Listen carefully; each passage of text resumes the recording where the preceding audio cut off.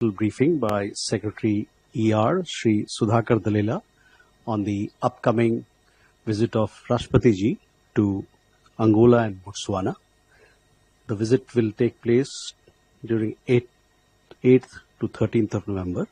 Let me also inform you that this happens to be the maiden press briefing of Secretary ER. So while the visit is so important, this is also a special attribute of this particular briefing.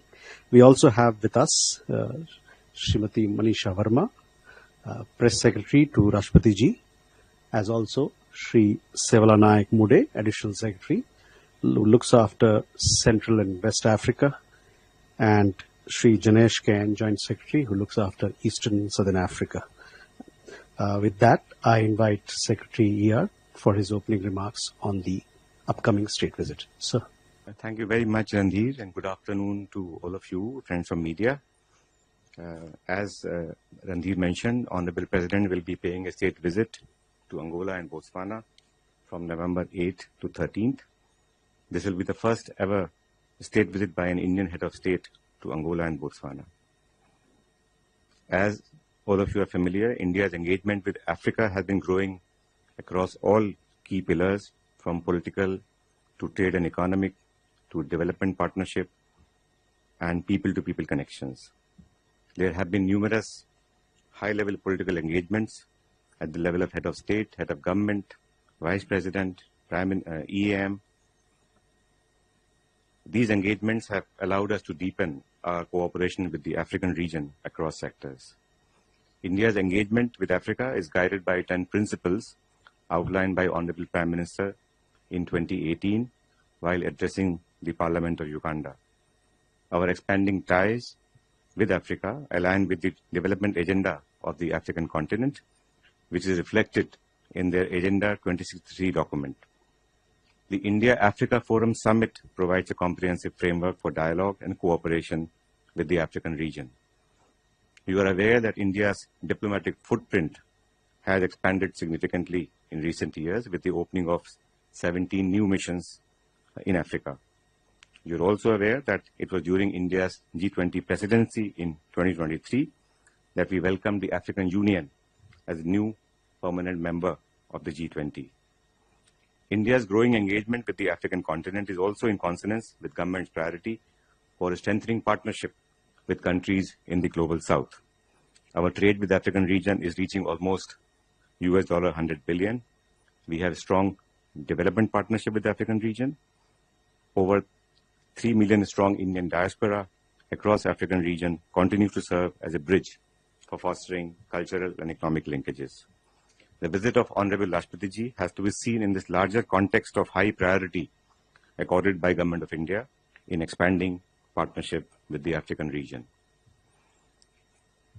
Honorable Rashtrapati ji will be visiting first Angola from 8th to 11th November at the invitation of her counterpart from Angola. You will also recall that earlier this year in May, Angolan President had paid a successful visit to India. He had extended an invitation to Honorable President to visit Angola and to also participate in the 50th anniversary celebrations of Angola's independence.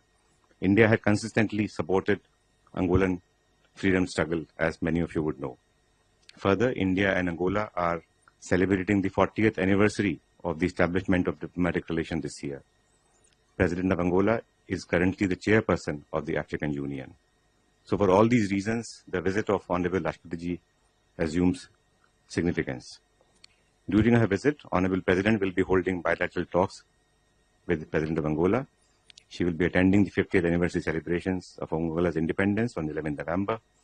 Honorable President is scheduled to address the Angolan Parliament and to interact with members of the Indian community of Angola. India and Angola, of course, enjoy very close ties of friendship and cooperation, which have been growing across sectors. We have a vibrant energy partnership with Angola. Building on the momentum imparted by the visit of Angolan President to India this year, the state visit of Honorable Rashtrapati ji will provide an opportunity to review entire gamut of bilateral ties and to expand mutually beneficial cooperation in sectors such as agriculture, health, energy, trade and investments, technology, infrastructure development, defense, and people-to-people connections. On the second leg of visit, Honorable Rashtrapati will be visiting Botswana from 11 to 13 November at the invitation of the President of Botswana, His Excellency Duma Gideon Boko. The state visit underscores India's commitment to strengthen its long-standing and friendly ties with Botswana. During the visit, Honorable Rashtrapati will be holding bilateral talks with her counterpart. The two leaders will discuss and explore new avenues for enhancing bilateral cooperation in areas such as trade and investments, technology, energy, agriculture, health, pharmaceuticals, defense, and people-to-people ties. In Botswana as well, the Honorable President is scheduled to address the National Assembly of Botswana and visits sites of cultural and historical importance. Several dignitaries from Botswana will call on Honorable Rashtrapati during her visit. I may add that India and Botswana will be celebrating 60th anniversary or 60 years of establishment of diplomatic relations next year. Botswana's Vision 2036 document outlines its effort to diversify its economy and to become a high-income society. In this context, the visit will provide us an opportunity to appreciate their priorities and discuss how Indian business community can partner with their Botswana counterpart in identified sectors. We are also engaging with Botswana for translocation of cheetahs to India as part of Project Cheetah and expecting good progress in this regard. In both Angola and Botswana, we have vibrant Indian community. Honorable Rashtrapati will be interacting with them in Luanda and Gabon. The upcoming visit of Honorable Rashtrapati is therefore very important, and we are expecting important outcomes in the form of MOUs or other announcements. We are confident that the visit of Honorable Rashtrapati will further strengthen India's long-standing collaborative ties with Angola and Botswana and open up new avenues for collaboration and expanding our partnership. It is also, as I said earlier, reflective of India's firm commitment to further strengthen its multifaceted partnership with the African continent. With these words, I would be happy to respond to any question that you may have. Thank you. Thank you. With that, we open the floor for questions. We'll take a couple of questions together. So here, first, Huma. Sir, I have two questions. My name is Huma Siddiqui and I'm from Stat News Global. Angola is going to resume the presidency of the African Union next year. So how important would be energy and food security when you are there in Angola? Will that and would any agreement in the energy sector be signed? And my second question is, in the defense and the space sector, is there anything on the cards to be discussed? Sahil. Sir, I'm Sahil Pandey from VNI News Agency. So what bilateral agreements, MOU or joint liquidation are planned for signing in the areas like energy, agriculture, health, defense or digital cooperation, if any? Keshav. Sir, good evening. Keshav Padmanabhan from The Print. My first question is with regards to Angola. When the Angolan president had come earlier this year, I think there was a $200 million line of credit for defense modernization. So I just wanted to understand where that line of credit is and whether there will be discussions on this. And with regards to Botswana, you also mentioned new areas of cooperation with regards to defense. So I just wanted to understand what will be discussed or what is on the agenda with regards to defense and security cooperation with Botswana in particular. Thank you. One more question we'll take. Rishabh. Hi, sir. Good evening. Rishabh from Times Now. So, wanted to understand when we talk about defense between India and Angola or India and Botswana as well, are we also looking at training their recruits for their defense forces as well? Because there was certain talks that certain African countries are interested in training their recruits in Indian academies. So we can take these questions and come back for more. Well, thank you very much for all these very thoughtful questions. Let me start by the question regarding Angola and the chairpersonship of Angolan president for the African Union. So they assumed the chairpersonship this year in February, and they will continue to be chairperson till next February. As I mentioned to you, we work very closely with the African Union in the framework of India-Africa Forum Summit. And we would like to discuss the cooperation with the chairperson of AU and see how we can make the next meeting of the India-Africa Forum Summit a success. We are in touch with the African Union colleagues and we are discussing with them. We are planning already as to how we structure, what are the dates. We have to, of course, consult AU because a number of leaders will be traveling for the India-Africa Forum Summit. You mentioned energy and food security. I think both are very critical sector for cooperation. When the Honorable President of Angola came to India this year, he did discuss both these aspects with our leadership. Of course, we have fairly vibrant energy partnership with Angola already, and we have about 5 billion trade with Angola, out of which I would say 80% is energy sector. So our partnership with Angola from energy security perspective is very critical, and we would like to explore the possibility of providing sort of more momentum and depth to our partnership in the energy sector. Angola has a large sort of segment of arable land, and they are very keen that Indian expertise, Indian technology in the area of agriculture can be utilized by Angolan side. So we are very ready to share our experience with the Angolan side, and this visit will give us a chance to discuss those elements also. There were two questions on defense, LOC/defense cooperation with Angola. You are very right that we did announce our readiness to extend a line of credit of 200 million for cooperation in defense sector with Angola.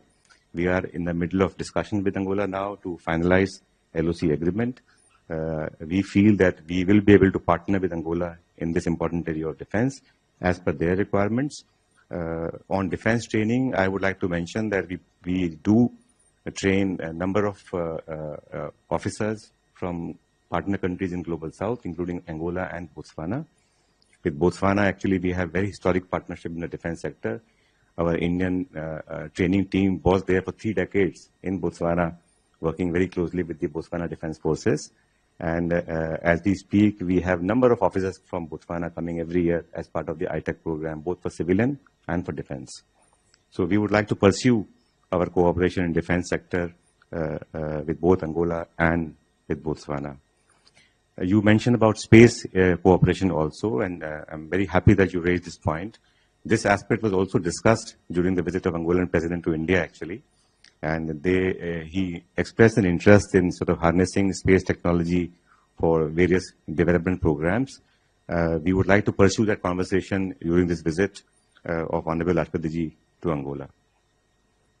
There was a question about what we are going to sign in terms of bilateral MOUs. As I mentioned, we are discussing MOUs in the area of health, in the area of fisheries, in the area of capacity building.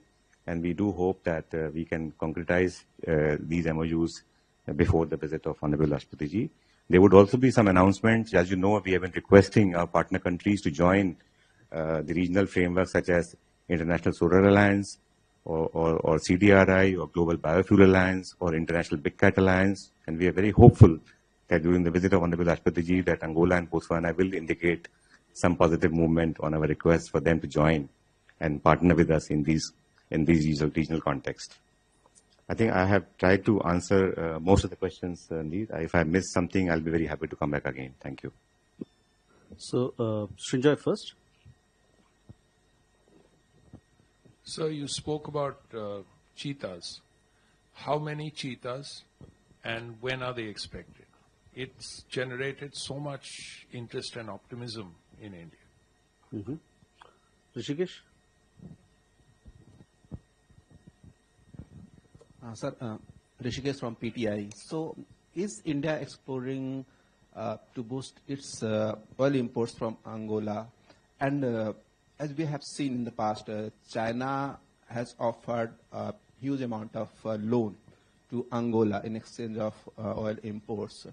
Will India follow this route, or India is offering some kind of loan to build infrastructure in Angola? Ishi? Yeshi Seli from Business India. I had a question similar to Rishi. You just mentioned that 80% of Angola's exports are energy exports, right? So is it primarily crude or LNG, because they export both, and also you're sending back refined products? Now, in the light of sanctions on Russian crude, are we going to be increasing crude from Angola? And do you know the percentage of crude that we import from Angola right now? Vijayalakshmi, sir, आपने एक तो बताया कि defence के क्षेत्र में साझेदारी को लेकर, इसके अलावा किन और क्षेत्रों में साझेदारी इस पूरे समिट से आ सकती है? और डिजिटल इनोवेशन एक सेक्टर है, उसको लेकर के भी क्या किसी तरह की कोई घोषणा या कुछ इस विजिट के बाद हमारे सामने आ सकता है? Akhilesh. So I'm Akhilesh Suman from Doordarshan News. Can you tell us who are the part of delegation that is going with resident? And also that, some people think that, there are lots of unexplored rare earth minerals in Botswana and Angola. So are you going to talk about it also? So one last follow-up question from Keshav. Thank you again. Keshav from the print. I just wanted to check, Angola is part of the Lobito corridor, which was announced at the G20 apart from IMEC, and I know that's EU, US primarily. But I just wanted to check whether there's any discussions on India sort of joining or participating or sort of these sort of transport connectivity projects in Africa, with Angola in particular. Thank you. Sir. Well, thank you very much for these questions. I'll try to respond to all of them in the sequence that they were raised. Firstly, about the cheetah. As I mentioned, we have been working already with Namibia and South Africa as part of our shared commitment for conservation and biodiversity protection. So we have, in addition to Namibia and South Africa, we have been talking to Botswana for some time, and they have indicated their readiness to work with us in this area. So I would not like to give you a number, but certainly it will be a good number that we are hoping, and I also feel that they will be moving to India very soon. Now the next question was about the LOC in general for infrastructure projects. You are right that we have, as part of our development partnership, we do assist partner countries through line of credit or sometimes grant assistance also. And if there's a request from Angola or Botswana in the area of infrastructure development and some assistance for line of credit, we'll be very happy to look at those requests. As of now, we don't have any requests from them in this area, except the defense LOC that we have already announced. In terms of import from Angola right now, we do import crude and we do import LNG also. You're very right. As I mentioned to you, last year our imports were of the order of $4 billion.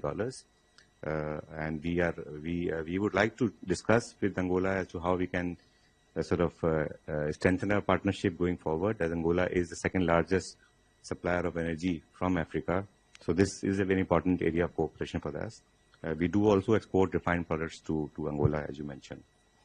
In the area of DPIs and digital innovation, yes, we are very keen to share our expertise and experience in the area of digital innovation, digital stack, digital technology, DPI, and there is a degree of interest both in Angola and Botswana, and I think this visit will give us a clear idea as to what exactly the requirements are from these two partner countries, and we will be very happy to strengthen our partnership in both these areas. In terms of rail network, there was a question about rail connectivity and the corridor that you mentioned. Of course, Angola has a sizable rail corridor, and I gather that they are trying to develop more connectivity towards Namibia as also towards Zambia, or DRC, sorry, and they are trying to look at the possibility of partnership in the area of rail infrastructure. So again, we haven't received any clear concrete proposal from Angola, but maybe during this visit, this issue may come up for discussion, and we will be very happy to engage and see what are the possibilities in this direction. We have tremendous capacity, of course, in rail sector, and we have been working in Africa in rail sector with Mozambique and other countries. Mineral resources, some colleague mentioned, certainly yes, आपने पूछा था. So we certainly, as part of our larger trade and economic cooperation, we are working with the partner countries in Africa in the area of critical minerals. We have a national critical mineral mission in India, and we would like to work with them and see how we can work in this area through joint ventures, through processing of some minerals together, and meeting our requirements for sustainability, including electrical vehicles and other sectors of cooperation. Thank you. सवाल आपको पूछना है, कोई नया सवाल हो तो बोलिएगा, और we'll just wrap it up. बताइए, संतोष. Okay, Huba and Kalol, last two. Sir, there are concerns about cyber security, especially in the African continent. So is India expected to offer its support or some kind of a cooperation in dealing with the cyber crimes? No, later. Kalol and then Santosh, we finished off. Kalol from the Hindu, sir. Sir, the president is traveling to Africa at a time when there is a very big civil war and conflict happening in Sudan nearby. So is there a message regarding these conflicts that are endemic in Africa? Recently, of course, Nigeria has received so much attention because of President Trump's remarks about the attacks on the Christian community there. So since the president is going, would there be a message also about building consensus and ending these conflicts in the continent, sir? Santosh ji. Good evening sir, Santosh from Navbharat.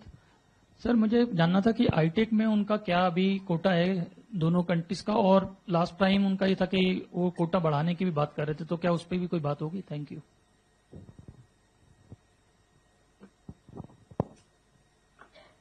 Good to go. Well, thank you very much again for these very thoughtful questions.